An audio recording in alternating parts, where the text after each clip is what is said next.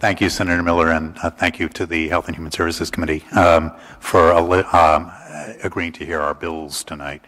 So I'm just going to also remind you that if you have something in writing that you either could be submitted or you've already submitted, that to paraphrase it rather Right. than reading. I'm also going to try to subtract things that Dr. Cowan has already said. Not So be redundant. I'm trying not to be redundant. Yeah. Thank you. I know you appreciate brevity. Let me introduce myself. My name is Mark Ryan. I'm a physician. I'm the current chair of the Rhode Island chapter of the Physicians for a National Health Program. I'm a graduate of Harvard College and Brown Medical School. I've been practicing internal medicine in the state of Rhode Island for over 30 years, and I'm currently a clinical assistant professor of medicine at Brown University. Over the course of this time, it has become more and more apparent to me that the financial underpinnings of our healthcare system, particularly the financial requirements of the insurance and pharmaceutical industries, have played an increasingly destructive role in the health of my patients. President Trump at one point declared his astonishment at how complicated the health system is. I think what he is not really appreciating, it's actually the health insurance system that's very complicated, and asking normal people to try to navigate their way through it is really very unrealistic. I'm thinking of a 52-year-old man who was a patient at Harvard Community Health, which pulled out of the state in 2000. He had new insurance. He developed chest pain in January, sat on the edge of his bed all night with his chest pain because he was not sure if his new insurance would cover an emergency room visit.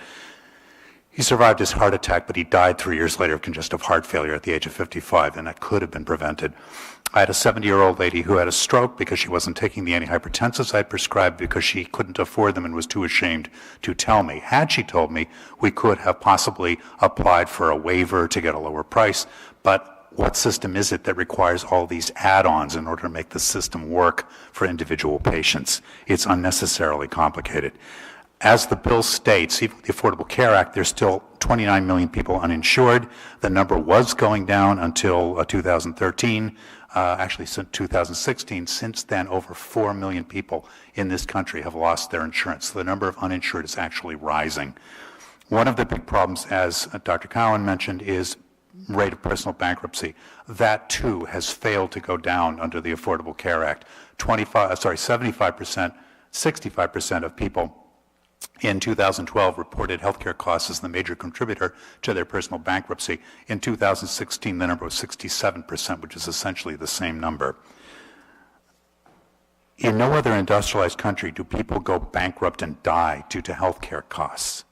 In no other industrialized country is the value of human life determined by your ability to pay. Our healthcare system is unstable and the cracks are showing. Here in Rhode Island, Memorial Hospital and one of the state's largest VNAs closed, not because they were not needed, but because they couldn't stay fiscally solvent. Half the hospitals in our state have been or are about to be sold to out-of-state agencies. How will Prospect Medical Holdings or partners in Boston make Rhode Island hospitals profitable after they buy them, other than by cutting staff or services? Do we remember what happened when Harvard Community Health Plan bought Riga? They, after a few years of losing revenue, they pulled out of the state abruptly, leaving thousands of Rhode Islanders scrambling for health care insurance.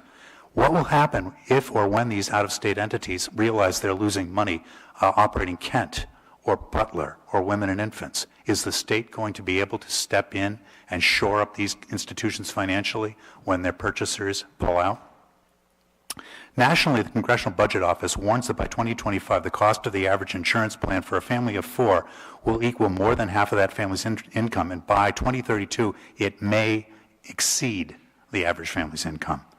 When President Trump eliminated the ACA cost-sharing reduction payment in 2017, Rhode Island Blue Cross raised the premiums on their silver plans 12%.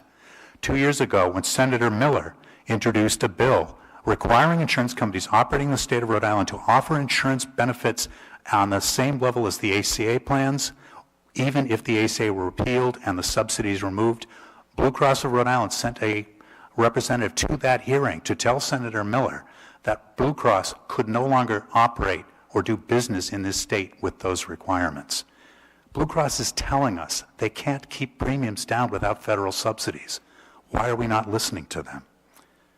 The clock is ticking. Our unaffordable and unfortunately increasingly deadly healthcare system is becoming more unaffordable every day. The insurance industry's had 50 years to fix this system, and it, as Dr. Cowan has pointed out, it can't. The Republican Party had 8 years to fix the ACA, and they could not. The solution is a single-payer national health insurance system, Medicare for all. It has the market power to negotiate affordable healthcare prices, affordable drug prices, affordable medical appliance prices, and it has no financial inducement not to do so, unlike, as Dr. Cowan pointed out, private insurance companies that require their stock prices to be elevated in order to continue to do well. A national health insurance plan is fully transparent as opposed to private insurance systems where contracts and rates paid are proprietary and frequently not available to the public. Accurate cost accounting in our healthcare system and global capital planning determining where hospitals are needed, what services they need to provide, is impossible in the current system, but it is possible in a single-payer system where costs are known. The system, or a variation of it, works in virtually every other industrialized country on the planet. We pay roughly twice per capita what other countries pay for health care, despite having a life expectancy less than 27 other developed countries and receiving poorer health care than they do. We need a system that's affordable, equitable, and efficient. Optimally, we'd like to see a federal bill passed. Is it likely to?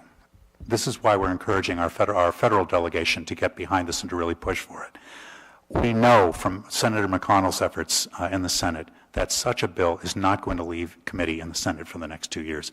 It may have a chance of coming up if the Democratic Party wins the Senate in 2020, but there's no guarantee.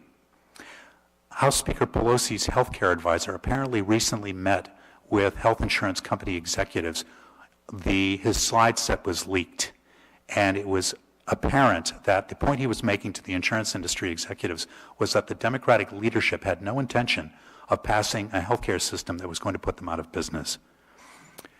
Our 2 congressmen and one of our 2 senators have signed on to single-payer bills. I think we as a state should encourage them to advocate strongly for this system in Congress, and we should urge Senator Reid to finally sign on to a single-payer bill. Hence, the reason for the bill encouraging our federal delegation to get on board with this.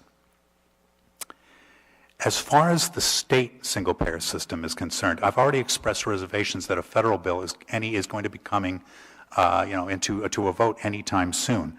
Can a state do this? I think it can.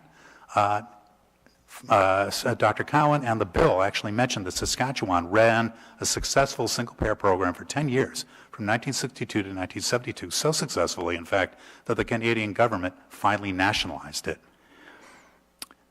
The country of Iceland, with a population that is 1/3 that of Rhode Island, has been running its own single-payer national health insurance system since 1973, including through the 2008 economic downturn, which hit that country extremely hard. Their banking system collapsed, and yet they continued to be able to fund their healthcare system all the way through that to today.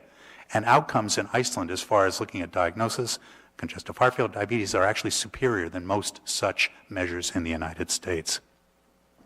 We know the state's healthcare infrastructure is teetering. Our governor has felt compelled to cut funding to Medicaid twice in the past few years.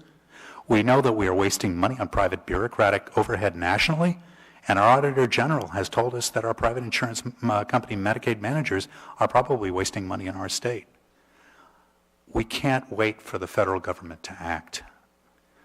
We'd like them to, but I think it may require a nudge from Little Rhode Island to show them that this system works. So I think we need a study commission to detail exactly how it's going to be implemented, and we need to have the will to do this. Thank you.